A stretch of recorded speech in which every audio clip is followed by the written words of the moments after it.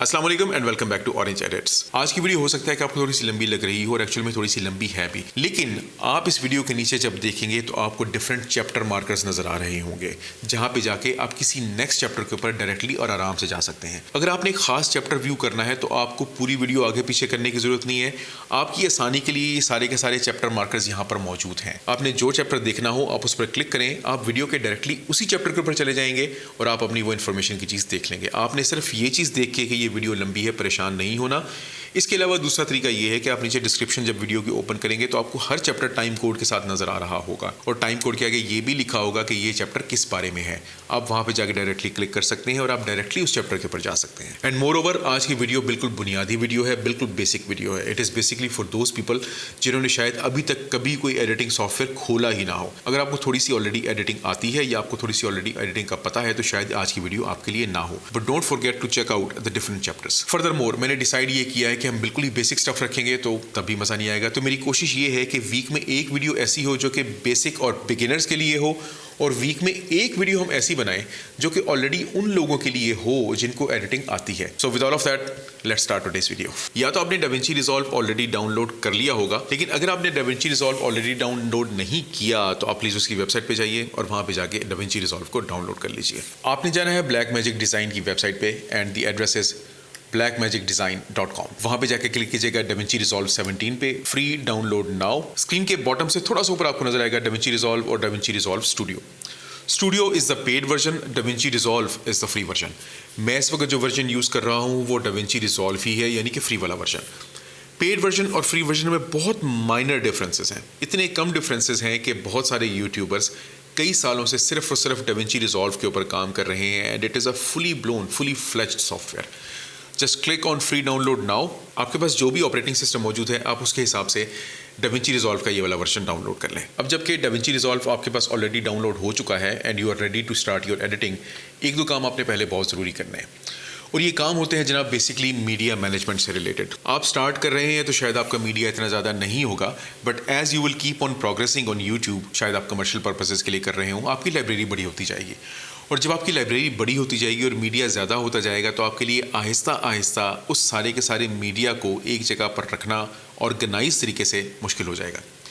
तो आपने अपनी वो मीडिया मैनेजमेंट अभी से स्टार्ट करनी है। और एक और बात अहम ये भी है कि आपने कोशिश ये करनी है कि ये इस तरीके से ऑर्गेनाइज्ड हो कि बाद में आपको सर्च करने में भी आसानी हो, बाद में आपको ढूंढने में भी आसानी हो। आप सबकी आसानी के लिए मैं आपको ये बता देता हूँ कि मैं अपना मीडिया किस तरीके से मैनेज करता हूँ and you can do it accordingly. अगर आप मेरे डेस्कटॉप के ऊपर देखें तो आपको दो डिस्क नजर आएंगी, एक का नाम है वीडियो एडिटिंग, दूसरी का नाम है प्रोजेक्ट्स। वीडियो एडिटिंग की वो डिस्क वो है जिसमें मैं सारा का सारा मीडिया रखता हूँ और प्रोजेक्ट्स की डिस्क बेसिकली वो डिस्क है जिसके ऊपर DaVinci Resolve एडिट कर रहा होता है। वीडियो एडिटिंग को आप जब क्लिक करेंगे तो इसके अंदर आपको मल्टीपल फोल्डर्स नजर आएंगे। पहला है लाइब्रेरी, दूसरा है ऑडियो, तीसरा है इंट्रो, चौथा है to upload, screenshots, photos. If you go into my library तो आपको तीन फोल्डर्स नजर आएंगे। मेरी टाइम जीनी सेपरेट चैनल है, orange shorts that is also a separate channel and then orange edits. Orange edits के फोल्डर को जब मैं खोलूंगा तो यहाँ पे मैं नया फोल्डर यूजुअली बना लेता हूँ। फॉर एग्जाम्पल आज की इस वीडियो का मैं फोल्डर एक बना लेता हूँ, let's call it DV start. वो तमाम की तमाम चीज़ें जो कि आप अपनी वीडियो में इस्तेमाल करते हैं उनके सब फोल्डर्स मैं इसके अंदर बना लेता हूँ।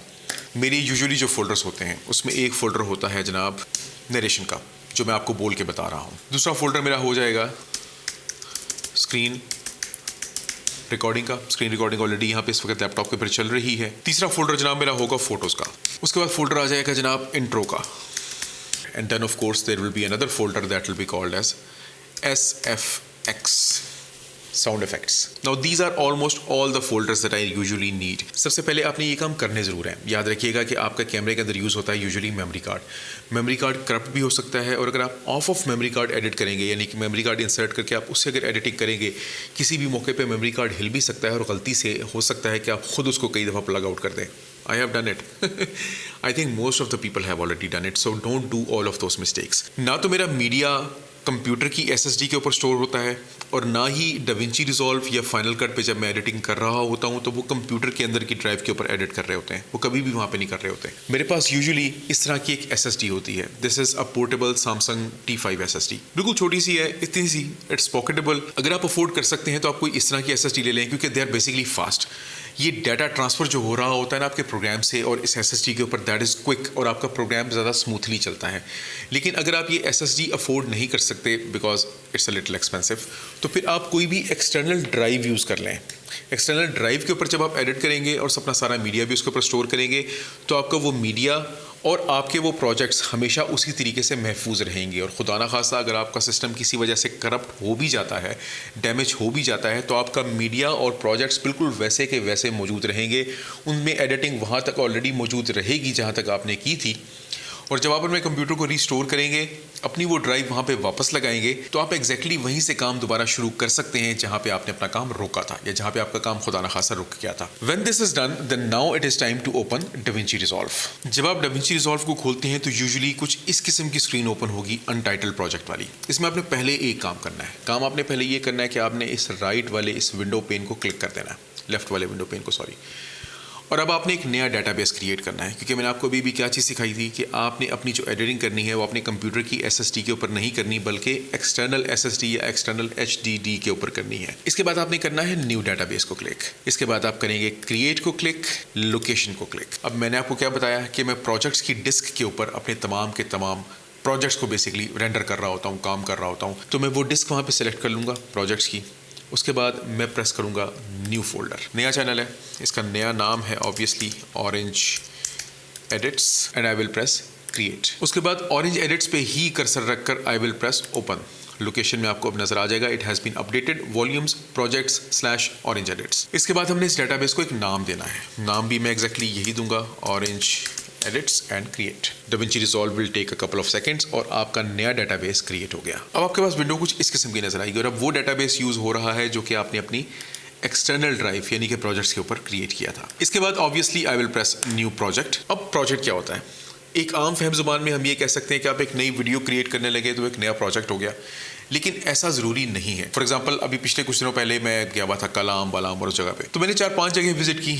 मैंने उनका प्रोजेक्ट एक ही बनाया, प्रोजेक्ट का नाम था सवात। उसमें बेसिकली एक प्रोजेक्ट के अंदर मैंने उस पूरे के पूरे विजिट का सारा डाटा डाल दिया, लेकिन एक प्रोजेक्ट के अंदर आप वीडियोस कई बना सकते हैं। आप इस तरीके से समझ लीजिए कि प्रोजेक्ट एक अलमारी है और उस अलमारी के अंदर आप जो डिफरेंट किताबें क्रिएट कर रहे हैं वो सारा का सारा डाटाबेस है जो कि उस प्रोजेक्ट के अंदर मौजूद हो सकता है।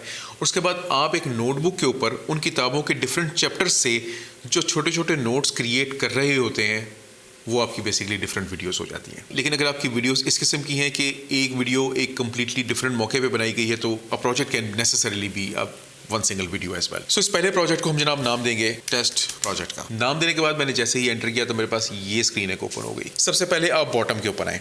बॉटम के ऊपर देयर आर डिफरेंट पेजेस। पहले पेज को आप क्लिक करेंगे तो this is basically media pool. Media pool का मतलब ये है कि आप अपनी हार्ड ड्राइव से, अपने मेमोरी कार्ड से, एक्सटर्नल ड्राइव से, नेटवर्क से, इन तमाम चीज़ों से आप मीडिया उठा के और यहाँ रख सकते हैं। नेक्स्ट पेज आता है कट का।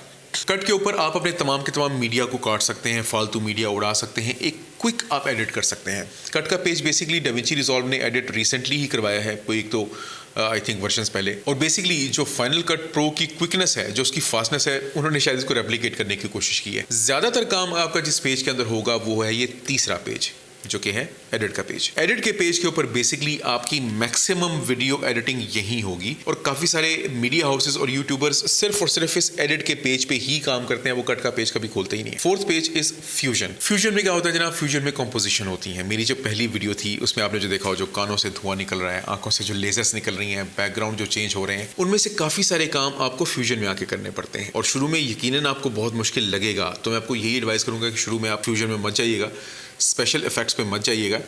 लेकिन जब आपकी एडिटिंग थोड़ी सी इंप्रूव हो जाएगी, आपको एडिटिंग आना शुरू हो जाएगी, तो फ्यूजन पे फिर आप जाना आपने ज़रूर है। और आहिस्ता आहिस्ता जैसे हमारे प्रोजेक्ट्स थोड़े कॉम्प्लेक्स होते जाएंगे तो आपको ये चीज़ें भी सिखाऊंगा साथ में कि फ्यूजन के पेज के ऊपर आप किस तरीके से काम कर सकते हैं। 5वां पेज जो आपका आएगा that will be the colour page. आपने कलर ग्रेडिंग करनी है, कलर करेक्शन करनी है, वो सब की सब आप यहाँ पे कर सकते हैं आके। अगर आप ऑलरेडी मोबाइल से शूट कर रहे हैं या आप DSLR और मिररलेस कैमरा से इस तरह की शूटिंग कर रहे हैं कि ऑलरेडी उसमें सब चीज़ें बेक्ड अप है, तो फिर तो अब ज़्यादा आपको ज़रूरत ना पड़ेगी और ना मैं आपको कहूँगा कि आप अपने वर्क फ्लो को कॉम्प्लेक्स करें। आप अपने वर्क फ्लो को इन दैट केस काफ़ी सिंपल रख सकते हैं, तो आपको शायद इस कलर के पेज पे आने की ज़रूरत नहीं पड़ेगी। लेकिन बात वही है कि आप जैसे जैसे एडवांस्ड होते जाएंगे आप इन डिफरेंट पेजेस को ना सिर्फ एक्सप्लोर करेंगे, आप इनको यूज़ भी करेंगे and you will enjoy using them, it will be fun. अगला पेज जनाब आ गया फेयर लाइट का।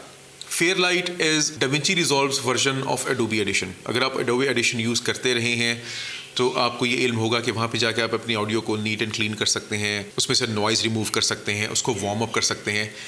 आपको DaVinci Resolve के केस में एक अलग सॉफ्टवेयर की ज़रूरत नहीं है। So basically you can just go in the Fairlight and do all of those things. और उसके बाद फाइनली जो पेज आ गया that is the deliver page. Deliver page का मतलब सिंपली ये हो गया कि आपकी पूरी की पूरी वीडियो अब बन चुकी है, ये तैयार है डिलीवरी के लिए। आप यहाँ पे जाके इसको उस फॉर्मेट में एक्सपोर्ट कर सकते हैं जिस फॉर्मेट में आपको वीडियो एक्चुअल में चाहिए। आज के इस टेस्ट एडिटोरियल के लिए हम अपना वही प्रोजेक्ट उठाएंगे जो कि हमने अपनी पहली वीडियो के लिए यूज़ किया था। सबसे पहले मैं आऊँगा मीडिया पूल के ऊपर। आप अगर ना आना चाहें even then it is fine, आप डायरेक्टली एडिट के पेज में इंपोर्ट कर सकते हैं, लेकिन मैं आपको बेसिकली वो वर्क फ्लो सिखाना चाहता हूँ कि जिस वर्क फ्लो पे आप जब काम करना शुरू कर देंगे तो आपकी एक तरतीब और तफसील बन जाएगी। इंशाल्लाह आप कंफ्यूज भी कभी नहीं होंगे और आप अपने मीडिया को भी बेहतर तरीके से मैनेज कर पाएंगे। Okay, so let's go to video editing. Video editing में हम चले गए लाइब्रेरी में। लाइब्रेरी में obviously the name of this channel is orange edits. Orange edits में आके नीचे एंट्रो के अंदर वो तमाम के तमाम फोल्डर्स मौजूद हैं जो कि मैं अपनी पहली वीडियो में मैंने इस्तेमाल किए थे। अब इनमें से एक फोल्डर मैं अपने इस प्रोजेक्ट के अंदर लाना चाह रहा हूँ। How can I do that? पहला तरीका तो जनाब ये है कि आप ऑरेंज एडिट्स का ये वाला फोल्डर उठाएं, क्योंकि बेसिकली इसके अंदर मैंने अपना मीडिया रखा हुआ था, और आप जहाँ पे लिखा हुआ है नो क्लिप्स इन मीडिया पूल, आप यहाँ लाके छोड़ दें। आपके पास आएगा जनाब कि आपकी रेजोल्यूशन डिफरेंट है, प्रोजेक्ट की रेजोल्यूशन डिफरेंट है, यू वांट टू चेंज और you don't want to change, just press don't change, don't worry about that, we can set up the resolution later. अब आप ये देखें कि सारा का सारा मीडिया फोल्डर आपका पूरा का पूरा एक्सपैंड हो गया। उस फोल्डर के अंदर के जो कॉन्टेंट्स थे वो मुझे यहाँ पे नजर आना शुरू हो गए, but I don't want to import it this way. मैं चाहता हूँ मेरा फोल्डर एक फोल्डर की शक्ल में ही यहाँ पे आए ताकि उस फोल्डर के अंदर से मैं काम कर सकूँ। So I just press command Z। Screen के ऊपर आपको ऑन द स्क्रीन आपको नजर आता रहेगा कि अगर आप विंडोज का सिस्टम यूज कर रहे हैं तो आपको कौन सी कमांड यूज करनी है। मैं अपने जनाब इस फोल्डर को मीडिया पूल के अंदर डायरेक्टली नहीं लाऊंगा, बिकॉज मैं नहीं चाहता कि वो फोल्डर जो है ना वो ब्रेकअप हो और उसके अंदर के कंटेंट्स आ जाए। मैं पूरा का पूरा फोल्डर चाहता हूँ। पूरा का पूरा फोल्डर लाने के लिए मैं ऑरेंज एडिट्स को यहाँ से उठाऊंगा और मास्टर के नीचे जो जगह है यहाँ पे मैं इसको ड्रॉप कर दूंगा। अगेन सेम किस्म की वार्निंग आएगी, of course I don't want to change anything, I will press don't change. अब आप ये देखें कि पहली बार मैंने जब इंपोर्ट किया था तो क्या हुआ था, यहाँ पे सारे के सारे कॉन्टेंट्स एक्सपैंड हो गए थे। अब मेरे मास्टर के अंदर एक और फोल्डर आ गया है, एग्जैक्टली वही फोल्डर, और कॉन्टेंट्स भी साथ ही आ गए। आपकी मर्जी, आप जिस तरीके से मर्जी चाहें, तरीके मैंने आपको दोनों बता दिए हैं। अब मीडिया इंपोर्ट करने के तरीके इसके अलावा भी हैं। इसके अलावा क्या तरीके हैं कि in case of Windows it will be Windows Explorer, in case of Mac it is Finder. तो लेट अस से कि मैं कहता हूँ यार ये मुझे जो है ना ये यूट्यूब का थंबनेल मुझे चाहिए था, तो अब मैं क्या करूँ? तो जनाब इसका आसान हल ये है कि आप सीधा सीधा इस यूट्यूब को उठाएं और यहाँ से उठा के यहाँ डाल दें, कि आपके मीडिया पूल के अंदर इंपोर्ट हो गया। ये तो हो गए 3 तरीके। अब चौथा तरीका क्या है कि आप मीडिया पूल में राइट क्लिक करें, इंपोर्ट मीडिया को क्लिक कर लें। अब पूछेगा जनाब कहाँ से आप इंपोर्ट करना चाह रहे हैं। आप उस फोल्डर पे जाएं जहाँ से आप इंपोर्ट करना चाह रहे हैं। Let's say I wanted to import this place, और मैंने ओपन का बटन दबाया और ये फोल्डर यहाँ पे आ गया। एक और तरीका मीडिया पूल में इंपोर्ट करने का ये है कि आप कमांड आई दबा दें। इन case of Windows it will B control I. उसके बाद जो आपको चाहिए क्लिप उसके ऊपर आपने क्लिक करना है, ओपन दबाना है, और वो क्लिप भी हमारा मीडिया पूल के अंदर आ जाएगा। इसके अलावा मैं आपको एक चीज़ और बता दूं कि लेट अस से कि आप यहाँ पे एडिटिंग कर रहे हैं। एडिटिंग करते करते आपको याद है यार मुझे ये चीज़ चाहिए थी, मैं मीडिया पूल में वापस नहीं जाना चाहता, तो आप सिंपली अपना फाइल एक्सप्लोरर खोल के वहां से उठा के और एडिट में डाल सकते हैं, वो तब भी आ जाएगा। तो there are multiple ways of using the media pool. अगर आप मीडिया पूल बिल्कुल भी यूज नहीं करना चाहते, अगेन वो भी आपकी मर्जी है, जरूरी नहीं है कि आप यूज करें, लेकिन उसको यूज करेंगे तो आप ऑर्गेनाइज रहेंगे। Next page is cut page. For me I don't use it too much, लेकिन जिन जिन केसेस में मैं इसको यूज करता हूं वो जैसे जैसे हमारे प्रोजेक्ट्स प्रोग्रेस होते रहेंगे मैं आपको बताऊंगा। पर आप लोगों को हैसल से बचाने के लिए मैं आपको सिर्फ और सिर्फ यही कहूंगा कि आप मीडिया इंपोर्ट करें और उसके बाद डायरेक्टली आप अपने एडिट वाले पेज पे आ जाएं। और एक और चीज पे गौर करें कि यहाँ पे एक वर्ड लिखा हुआ आ रहा है टाइमलाइन। ये टाइमलाइन बेसिकली क्या चीज़ है? मैंने आपको क्या बताया था कि आप एक प्रोजेक्ट को एक अलमारी समझ सकते हैं, उसके अंदर जो किताबें रखी हुई हैं उनको तमाम को आप मीडिया समझ सकते हैं, और इन किताबों के डिफरेंट चैप्टर से आपने जो अपने नोट्स तैयार किए हैं वो आपकी बेसिकली फाइनल प्रोडक्ट होगी। वो फाइनल वीडियो आप जिस पेपर के ऊपर लिख रहे हैं और जिस पेन से लिख रहे हैं वो चीज़ बेसिकली यहाँ पे आप समझें कि टाइमलाइन है। यानी कि ये वो जगह है जहाँ पे अपनी मुसव्वरी का, अपने मजमून लिखने की स्किल्स का आपने जो है वो एक्सपेरिमेंट करना है, और सादा अल्फाज में जहाँ पे आपने बेसिकली एडिट करनी है। जब हमने ये स्क्रीनशॉट एडिट पेज पे इंपोर्ट किया था तो इसने ऑटोमेटिकली एक टाइमलाइन जनरेट कर दी थी कि हाँ जी अब ये बंदा एडिट करना चाह रहा है, तो मैं ऑलरेडी इसके लिए एक टाइमलाइन जनरेट कर देता हूँ। ये बेसिकली वो सफ़ा आपके पास आ गया कि जहाँ पे अपनी वीडियो क्रिएट करनी है। आइंदा से हम इसके लिए सिर्फ और सिर्फ टाइमलाइन का डायरेक्टली वर्ड यूज़ किया करेंगे। और ये समझ लें आप कि एक प्रोजेक्ट के अंदर सारा मीडिया होता है और सारे के सारे मीडिया से आप डिफरेंट टाइमलाइंस जनरेट कर सकते हैं। एक जगह की शूटिंग से आप कई तरह की डिफरेंट वीडियोस बना सकते हैं। तो अब हम क्या करते हैं जनाब कि बेसिकली मुझे ये स्क्रीनशॉट नहीं चाहिए तो मैं इसको डिलीट कर देता हूँ। उसके बाद यहाँ पे ये टाइमलाइन मौजूद है, मैं इसको भी डिलीट कर देता हूँ क्योंकि मैं आपको एक खास चीज़ दिखाना चाह रहा हूँ। एक कदम आगे जाने से पहले अब आइए जरा एडिट पेज को थोड़ा सा समझ लें। एडिट पेज में टॉप के ऊपर ये जो ड्रॉप डाउन एरो है, ये बेसिकली सिर्फ आपकी साइड की इस विंडो को बड़ा और छोटा करने के लिए, आपकी अपनी ज़रूरत के एन मुताबिक। मीडिया पूल से जो अगली टैब है, this is the effects library. Effects library में आपके टाइटल्स हैं, ऑडियो की ट्रांजिशन है कि आप ऑडियो कैसे एक क्लिप से दूसरे क्लिप में ट्रांजिट करना चाह रहे हैं, आपकी वीडियो की ट्रांजिशन है, जनरेटर्स हैं। जनरेटर्स क्या है, हम इसके बारे में डिटेल से बाद में बात करेंगे। फिलहाल मैं आपको सिर्फ बताना चाह रहा हूँ कि यहाँ पे ये चीज़ें हैं। इफेक्ट्स हैं जिसमें एडजस्टमेंट क्लिप है, फ्यूजन कंपोजिशन है and all of that stuff. Next is edit index. आप जब अपनी वीडियोस को एडिट करेंगे तो कई मरतबा ऐसा होगा कि आपको ख्याल आएगा कि यार मैंने 4 एडिट्स पहले जो एडिट किया था ना, मैं वो वापस कर लेता हूँ। ऐसे केस में एडिट इंडेक्स आपके काम आता है। यहाँ पे आपकी एक एक क्लिक जो है वो रजिस्टर होता हुआ जाएगा कि आपने अभी क्या एडिट किया, किस तरह से एडिट किया, कौन सी चीज़ आपने रिमूव की, कौन सी चीज़ आपने अनरिमूव की, कौन सी चीज़ आपने ऐड की, किसको छोटा किया, किसको बड़ा किया। आप जैसे जैसे यहाँ पे नीचे अपनी टाइमलाइन में एडिटिंग करते जाएंगे वैसे वैसे यहाँ पे एडिट इंडेक्स के अंदर आपके डिफरेंट एडिट्स आते जाएंगे। फिलहाल ये ब्लैंक है। Next is sound library. Sound library के अंदर बेसिकली वो तमाम के तमाम साउंड्स और स्पेशल इफेक्ट्स मौजूद होते हैं जो कि आप यूज़ करते हैं जब आप अपनी वीडियो को एडिट कर रहे होते हैं। ड्रम की साउंड है, क्लिक की साउंड है, बेल की साउंड है। आप अपनी मर्जी की साउंड लाइब्रेरी भी इसमें ऐड कर सकते हैं अगर आपने अलग से अपनी साउंड्स डाउनलोड की हुई हैं तो। अगर आपने अपनी अलग से साउंड्स डाउनलोड नहीं की हुई तो आप यहाँ पे आके ये डाउनलोड का बटन दबा दें। ब्लैक मैजिक डिज़ाइन की वेबसाइट खुलेगी, आपके पास इस तरह की ऑप्शंस आएंगी।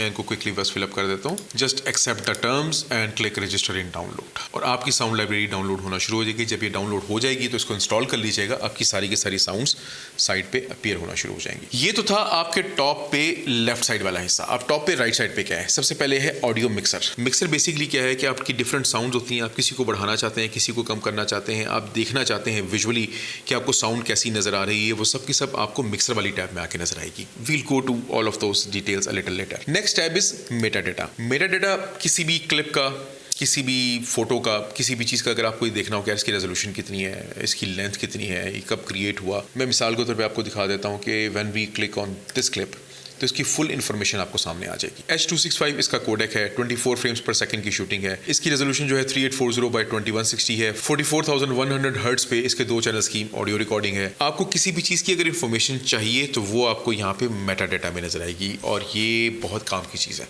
नॉट इनिशियली, लेकिन बाद में इंशाल्लाह आपको काम की चीज़ें लगेगी। और उसके बाद फाइनली आ गया इंस्पेक्टर। इंस्पेक्टर क्या चीज़ है जनाब? इंस्पेक्टर सबसे ज़्यादा काम की चीज़ है। सबसे ज़्यादा आप अपनी एडिटिंग के पेज पे जिस चीज़ को इस्तेमाल करेंगे वो आपका इंस्पेक्टर होगा। इंस्पेक्टर के नीचे काफ़ी सारी टैब्स हैं। इनके अंदर स्पेशली 3 टैब्स ऐसी हैं जिनको आप बहुत ज़्यादा इस्तेमाल करेंगे। एक है वीडियो की टैब, एक है ऑडियो की टैब और एक है इफेक्ट्स की टैब।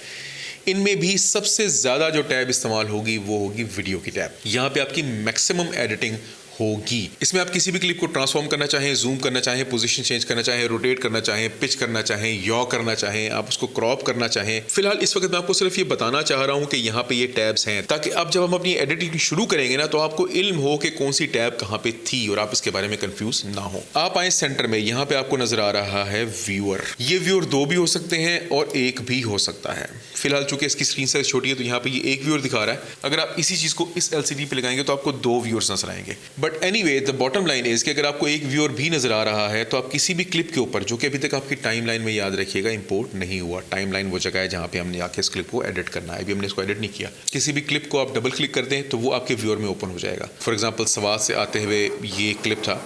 अब मैं इसको स्क्रब करके भी देख सकता हूँ, आगे से लेके पीछे तक मैं चाहूँ तो कहीं पे भी क्लिक करके प्ले करके इसको देख सकता हूँ व्यूअर के अंदर। इस वक्त सिंगल व्यूअर है तो मैं इसको 1 व्यूअर के अंदर देख रहा हूँ। अगर आपके पास 2 व्यूअर्स होंगे तो 1 ब्लैंक पड़ा होगा और दूसरे के अंदर आपको ये वाला क्लिप नजर आ रहा होगा। इस व्यूअर के अंदर आप कर ये सकते हैं जनाब कि आप देखने के बाद आप ये डिसाइड कर सकते हैं कि यार मैंने इस क्लिप का कौन सा पोर्शन इंपोर्ट करना है और आप उसको इंपोर्ट कर सकते हैं अपनी टाइमलाइन के अंदर। फॉर एग्जांपल मैं ये चाह रहा हूँ कि यार मैं यहाँ से लेके और मैं यहाँ तक ये क्लिप इंपोर्ट कर लूँ। एग्जाम्पल दे रहा हूँ ऐसे ही। एंड पॉइंट को मैं दबाऊंगा O मीन्स आउट। इससे आगे का क्लिप मुझे नहीं चाहिए। जहां से मैं इस क्लिप को लेके आना चाह रहा हूं वहां पे आके मैं दबाऊंगा I यानी कि इन। क्लिप का इससे पिछला हिस्सा मुझे नहीं चाहिए। स्क्रीन पे क्लिक किया और उठा के टाइमलाइन के अंदर डाल दिया। Now my timeline is populated. अब मेरी टाइमलाइन पॉपुलेट हो गई। यहाँ पे आप देखें कि मैंने जैसे उस क्लिप को उठा के यहाँ से नीचे डाला था तो यहाँ पे एक और चीज़ आ गई, that is now called timeline 1। अब मैं इस टाइमलाइन को एक नाम दे देता हूँ। I will just double click on it. Double click करने के बाद आपको इसको नाम दे देते हैं हम लोग जनाब टेस्ट का।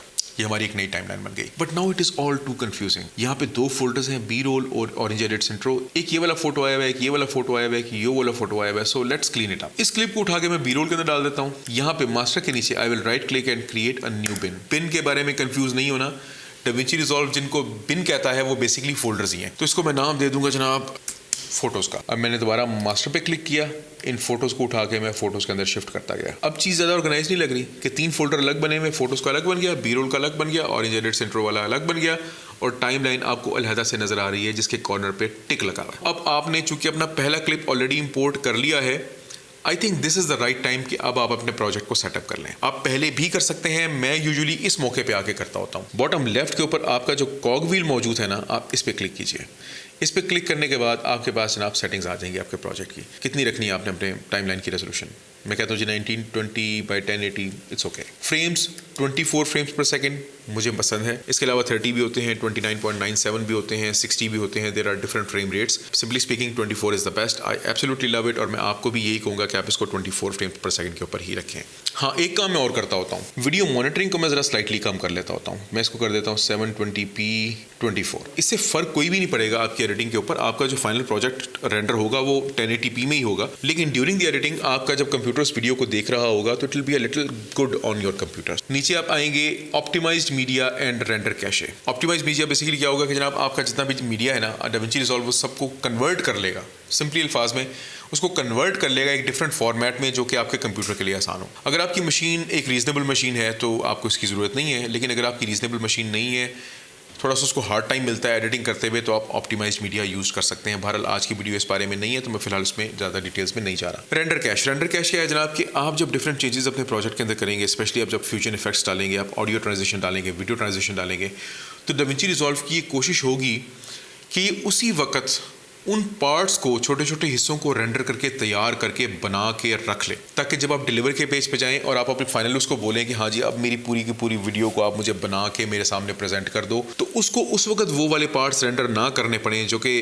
A little bit of hard थे जब आपने वो पार्ट्स बनाए थे। इसमें हमेशा मैं 2 चीज़ें और सेलेक्ट कर लेता हूँ, automatically cash transition in user mode और ऑटोमेटिकली कैश कंपोजिट्स इन यूज़र मोड। फिलहाल आपने परेशान नहीं होना, तंग नहीं होना इन चीज़ों के बारे में, आपको ये चीज़ें और समझ में आ जाएंगी तफसील में। नीचे आपके वर्किंग फोल्डर्स वगैरह आ गए, इनमें से आपने किसी चीज़ को नहीं छेड़ना। इमेज स्केलिंग को भी आप ऐसे ही रखें, आपने इसको बिल्कुल भी नहीं छेड़ना। कलर मैनेजमेंट में भी आप इसको ऐसे ही रहने दें और बाकी मेरे ख्याल में आपको कोई चीज़ छेड़ने की ज़रूरत है नहीं। And that's all. मैं सिर्फ इतना ही काम करना चाह रहा हूँ। अब ये हमने प्रोजेक्ट की सेटिंग्स को बेसिकली सेटअप कर दिया। अब आपने एक काम और करना है, आपने DaVinci Resolve पे क्लिक करना है और आपने प्रेफरेंसेस के ऊपर क्लिक करना है। प्रेफरेंसेस में आप जब क्लिक करेंगे तो आपने आना है डीकोड ऑप्शंस के ऊपर और यहाँ पे use GPU for Blackmagic raw decode अगर नहीं सिलेक्ट है आप इसको सिलेक्ट कर लें। Decode H264 H265 using hardware acceleration, इसको आप चेक कर लें क्योंकि H265 and H264 codec, especially H265 codec, they are very very tough on the computers. और अगर आपकी जो फुटेज है वो H265 में शूट हुई होगी तो आपके कंप्यूटर को हार्ड टाइम मिलेगा ठीक ठाक। And then there is one more thing जो आपने करनी है, और वन मोर थिंग आपने ये करनी है कि आपने टॉप पे यूज़र को क्लिक करना है। यूज़र को क्लिक करने के बाद प्रोजेक्ट सेव एंड लोड को क्लिक करना है। एक तो आपने लाइव सेव को चेक कर लेना है ताकि आपका प्रोजेक्ट फौरन सेव होता रहे हर 5 सेकंड के बाद। उसके बाद आपने प्रोजेक्ट बैकअप्स को क्लिक करना है ताकि आपके प्रोजेक्ट का बैकअप जनरेट होता रहे हर थोड़ी देर के बाद, ताकि खुदा ना खास्ता अगर DaVinci Resolve क्रैश कर भी जाए तो आपका प्रोजेक्ट का बैकअप वहाँ पे ऑलरेडी मौजूद हो। Once all of these things are done, you press save and now it is time to talk about this bottom square जिसके बारे में हमने अभी तक बात नहीं की। इस बॉटम स्क्वायर में दरमियान में ऑब्वियसली आपको अपनी वीडियो नज़र आ रही है। मैं इसकी वीडियो ऑडियो इसकी मैं बंद कर देता हूँ। I just mute the track ताकि आपको ऑडियो सुनाई ना दे and it should not be disturbing. तो यहाँ पे वो क्लिप आ गया जो कि हमने अभी अभी इंपोर्ट किया था। इस क्लिप के आप लेफ्ट साइड पे देखेंगे तो आपको यहाँ पे वीडियो 1 लिखा हुआ नजर आ रहा है, that means there is a video track. जैसे ही आप इस चीज़ को ऊपर नीचे चेंज कर रहे हैं तो लेफ्ट साइड पे आपके ट्रैक्स बढ़ते और कम होते जा रहे हैं। आप जितने वीडियो ट्रैक्स ऐड करना चाहें आप कर सकते हैं, ठीक है। It is virtually unlimited. आप एक वीडियो ट्रैक के ऊपर दूसरा वीडियो ट्रैक ऐड कर सकते हैं। और साथ ही आपको नीचे जो नजर आ रहे हैं A1 A2 these are basically audio tracks. आप इनको कस्टम नाम देना चाहें तो आप इसको कस्टम नाम भी दे सकते हैं अपनी आसानी के लिए। सादा और आसान अल्फाज में आप जितनी वीडियो की तहें एक तह के ऊपर दूसरी तह ऐड करते जाएं उतने वीडियो ट्रैक्स ऐड होते जाएंगे। एक साउंड की तह के नीचे जितनी साउंड की तहें ऐड करते जाएंगे उतने साउंड ट्रैक्स ऐड होते जाएंगे। और मिक्सर मैंने अभी आपको थोड़ी देर पहले बताया था, आप चाहें तो किसी एक ट्रैक की साउंड ऊपर नीचे दाएं बाएं कर सकते हैं।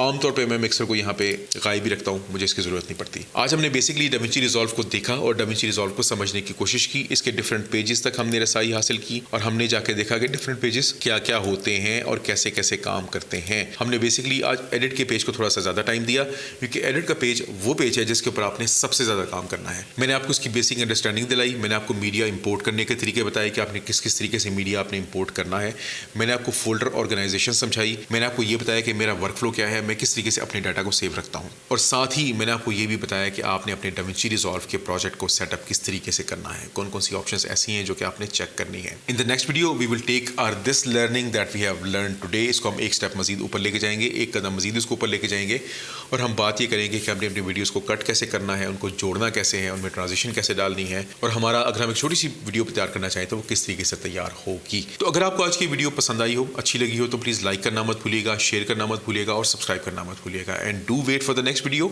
नेक्स्ट वीडियो में will take it to the next step. अपना बहुत सारा ख्याल रखिएगा, दुआओं में याद रखिएगा। With tons of love to my orange edits family and to be orange edits family, take very good care of yourself. I am Zahid Nisar, you are watching orange edits. अगली वीडियो तक अल्लाह हाफिज़।